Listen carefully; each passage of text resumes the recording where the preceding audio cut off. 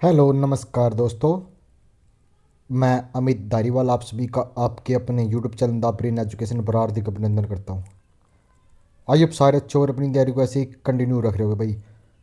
भाई जो भी बच्चा एएलएम एससी और जे की तैयारी कर रहा है तो उसके लिए भी हमने सेशन स्टार्ट किया हुआ कौन सा chapter wise handwritten notes का। ठीक है ना भाई।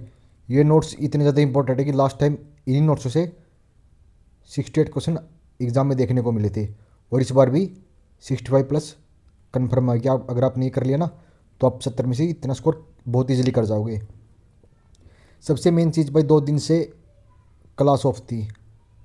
उसका मेन रीज़न था भाई एचपीएससी में जो कि अभी आंदोलन चला हुआ था। ठीक है ना। वो उसका मेन रीज़न था क्योंकि भाई हम भी उसका हिस्सा दे। ठीक है ना। अब कोई बोलेगा कि आप तो जॉब पर लगे हुए आप क्यों हिस्सा दे। भाई सबसे मेन चीज़ 1170 प्लस कुछ वैकेंसी थी एचपीएससी में। सिर्फ उनमें से 39 बच्चे हरियाणा के लगे हुए हैं। अब आप देख लो भाई ये 1100 बच्चे कहाँ से लगे हुए हैं। 1130-40 के आसपास बच्चे हैं जो अदर स्टेट के लगे हुए हैं जिसमें से 90% कहाँ से गुजरात से है। वो आप खुद हिसाब लगा सकते हो कि हरियाणा कहाँ जा रहा है। और एचपीएससी के चेयरमैन और हमारे माननीय सीएम साहब बोल रहे हैं कि हरियाणा के बच्चे पढ़ नहीं रहे। तो भाई ठीक है हरियाणा तो अनपढ़ ही है। कुछ चीज़ें हैं भाई जो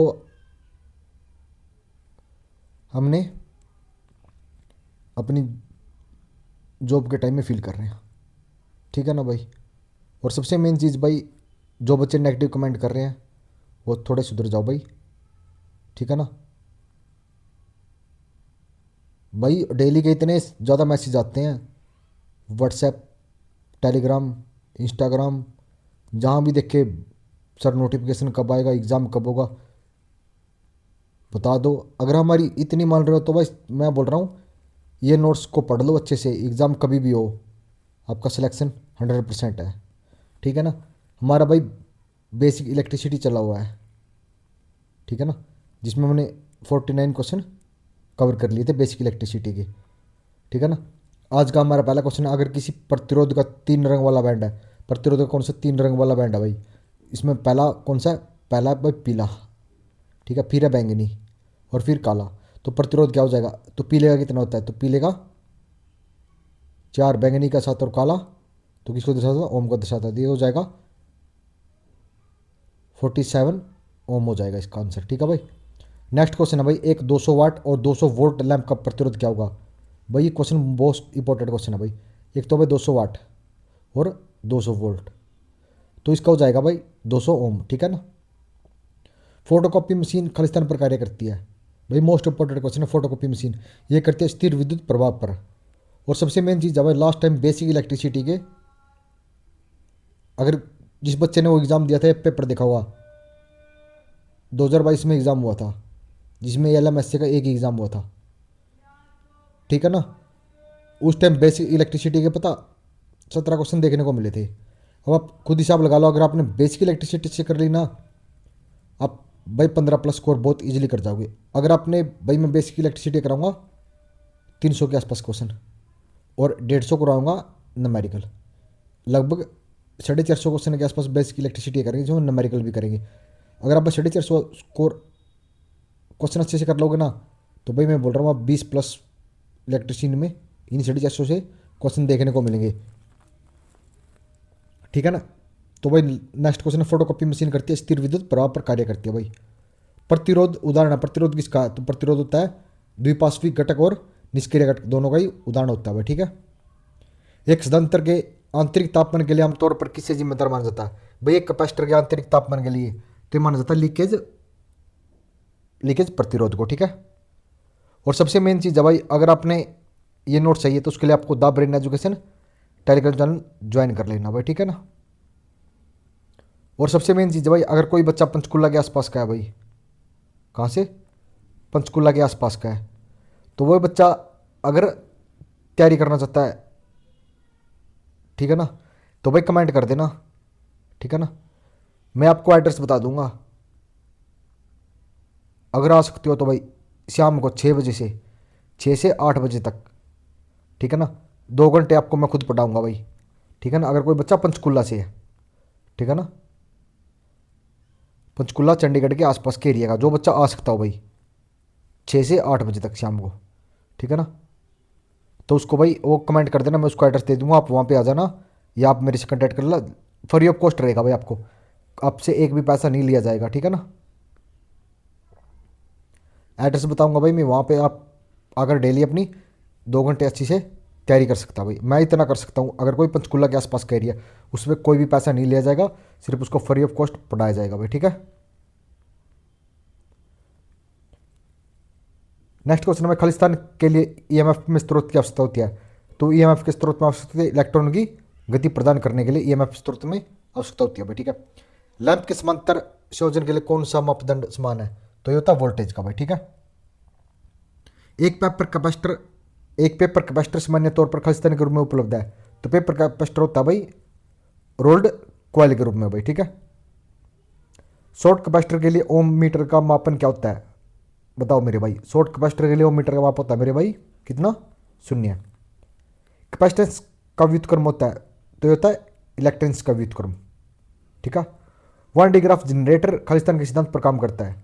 तो 1D ग्राफ जनरेटर तो ये करता है इलेक्ट्रोस्टैटिक इंपैक्ट पर, ठीक है भाई। एक कैपेसिटर में क्या होता है? तो एक कैपेसिटर में होता है इंसुलेटर्स द्वारा अलग किए गए 2 कंडक्टर होते हैं भाई, इंसुलेटर द्वारा अलग किए गए 2 कंडक्टर। बिंदु आवेश के कारण क्षेत्र के अंदर विद्युत क्षेत्र तीव्रता का माप खालिस्तान द्वारा निर्धारित किया जा सकता है। तो बिंदु आवेश के कारण क्षेत्र के अंदर विद्युत क्षेत्र तीव्रता का मान किसके द्वारा निर्धारित किया जाता है? ये किया जाता है कूलाम के नियम के द्वारा भाई। मोस्ट इंपोर्टेंट क्वेश्चन है भाई। नेक्स्ट क्वेश्चन है, एक परिपथ जिसमें ना तो कोई ऊर्जा स्रोत होता और ना ही कोई ईएमएफ स्रोत होता है भाई। ना तो कोई ऊर्जा स्रोत और ना ही कोई ईएमएफ स्रोत, वो होता है निष्क्रिय परिपथ, जिसे हम द्विपक्षीय परिपथ भी इसे बोला जाता है भाई। जूल का हीटिंग प्रभाव खालिस्तान पर होता है। तो जूल का हीटिंग प्रभाव डायनामो और ट्रांसफार्मर ये दोनों काम करते हैं भाई। संवाहक में प्रभावित धारा समानुपाती होती है। तो ये होती है अपवाह वेग की भाई। श्रेणी संयोजन के लिए तुल्य की प्रतिरोध सबसे अधिक प्रतिरोध से भी अधिक होता है। मोस्ट इंपोर्टेंट है भाई। समांतर में छोटे से भी छोटा होता है भाई, ठीक है। वोल्टेज स्रोत के साथ श्रेणी में कौन सा उपकरण 2 प्रतिरोधों के साथ एक परिपथ बनाते हैं? तो ये बनाते हैं वोल्टेज डिवाइडर भाई। कॉपर के लिए एक परमाणु कितने इलेक्ट्रॉन होते हैं? कॉपर के एक परमाणु में तो कितने होते हैं?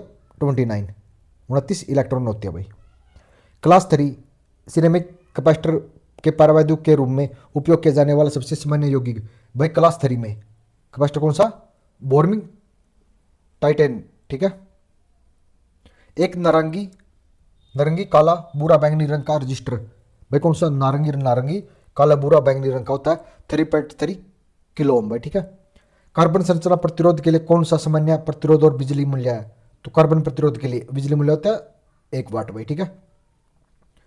कंडक्टर में विकसित ऊष्मा खालिस्तान समानुपाती होता है। तो कंडक्टर में विकसित ऊष्मा धारक वर्ग की श्रृंखला में जुड़े 47 ओम 20 ओम और 33 ओम जोड़ दो भाई इनको। 47 33 और 20 हो जाएगा कितना? 100 ओम भाई। ये पूछ रहा श्रेणी में, सॉरी श्रृंखला में, ठीक है। श्रृंखला में जुड़ जाएंगे, ठीक है। 1 किलोवाट खालिस्तान के बराबर होता है। तो 1 किलोवाट बराबर होता है 1.34 HP के भाई हॉर्स पावर के। उस गुण को क्या कहा जाता है जिसके कारण धारा वोल्टेज में मंद होती है? तो वो कौन सा गुण है भाई जिसमें धारा वोल्टेज से मंद होती है? वो होता है प्रेरकत्व का गुण। कौन सा? प्रेरकत्व का गुण होता है जिसमें धारा वोल्टेज से मंद रहती है। प्रोटॉन को न किस प्रोटॉन के निकट लाने पर स्थिर ऊर्जा में वृद्धि रहती है? अगर भाई किसी प्रोटॉन को अगर उसके अन्य प्रोटॉन के निकट लाने पर तो उसमें स्थिर ऊर्जा में वृद्धि हो जाती है, सॉरी गति ऊर्जा में वृद्धि हो जाती है, ठीक है ना। उड़ते विमान द्वारा उत्पन्न ऊष्मा, उड़ते विमान में 2 प्रकार की ऊर्जा कौन कौन सी? एक तो होती है स्थितिज और गतिज, दोनों ऊर्जा रहती है। मोस्ट इंपोर्टेंट क्वेश्चन है भाई। एक कैपेसिटर की समांतर प्लेटों के बीच दूरी बढ़ा दी जाए तो उसकी धारिता भाई, एक कैपेसिटर के समांतर प्लेटों के बीच की दूरी अगर बढ़ा दी जाए तो उसकी धारिता तो घट जाती है भाई, ठीक है। एक फैराडे खालिस्तान के बराबर होता है। तो एक फैराडे होता है 96,500 कूलाम के बराबर रहता है। एक समांतर सर्किट में खालिस्तान की संख्या बढ़ने से प्रतिरोध घटता है भाई। एक समांतर सर्किट अगर उसमें प्रतिरोध की संख्या घटानी है तो क्या करें? उसको हम प्रतिरोधकों की संख्या को बढ़ा देंगे। ठीक है, 4 एम्पेयर की विद्युत धारा 20 ओम के प्रतिरोध में प्रवाहित की जाती है। तो वह 4 एम्पेयर की है और 20 ओम, तो वोल्टेज ज्ञात करनी है।